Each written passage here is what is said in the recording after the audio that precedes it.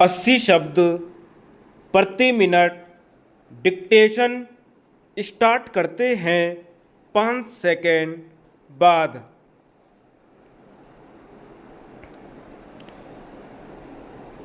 संविधान के अनुच्छेद 352 के अंतर्गत संविधान के निर्माताओं ने व्यवस्था की है कि विदेशी आक्रमण की स्थिति में और देश के आंतरिक उपद्रव की दशा में संकट काल की स्थिति घोषित की जाए।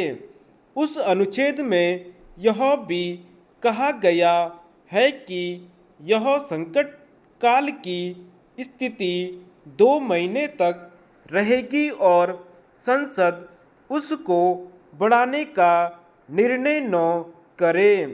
इससे संविधान के निर्माताओं की मंशा बिल्कुल स्पष्ट हो जाती है। उन्होंने ग्रेव इमरजेंसी शब्द का उपयोग किया है।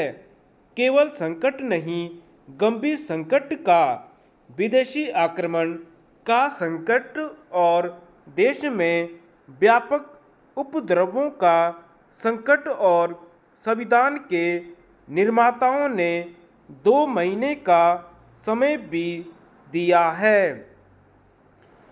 यह कहा जा सकता है कि अभी जो संकट काल की स्थिति लागू है उसे संसद ने पुष्ट किया है, लेकिन क्या 5 वर्ष तक निरंतर संकट काल की स्थिति बनाए रखना संविधान के निर्माताओं की मंशा के अनुकूल है?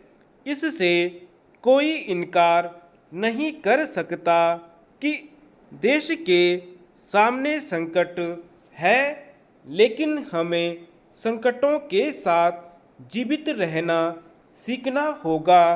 हमें संकटों के साथ लोकतंत्रीय अधिकारों का उपयोग करने का अवसर देना होगा।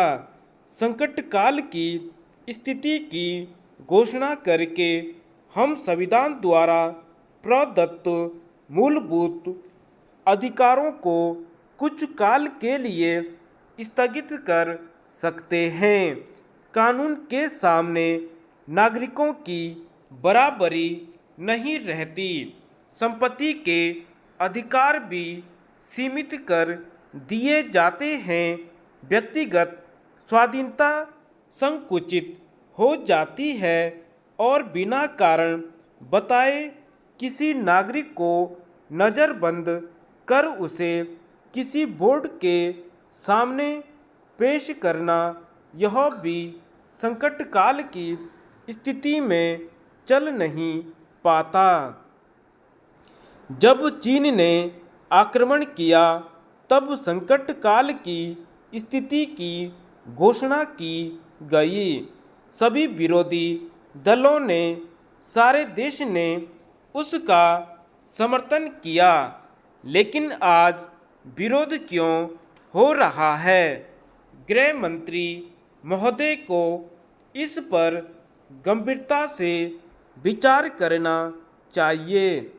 इसका एक ही कारण है कि देश के सामने संकट तो है, लेकिन संकट की अनुभूति नहीं है। खतरे तो हैं, लेकिन खतरों की प्रतीति नहीं है।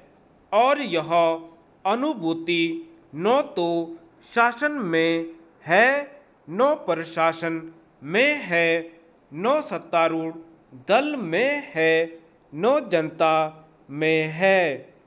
अब यदि संकट है लेकिन संकट की अनुभूति नहीं है, तो फिर कानून से संकट की स्थिति बनाए रखने का क्या लाभ होगा? धन्यवाद।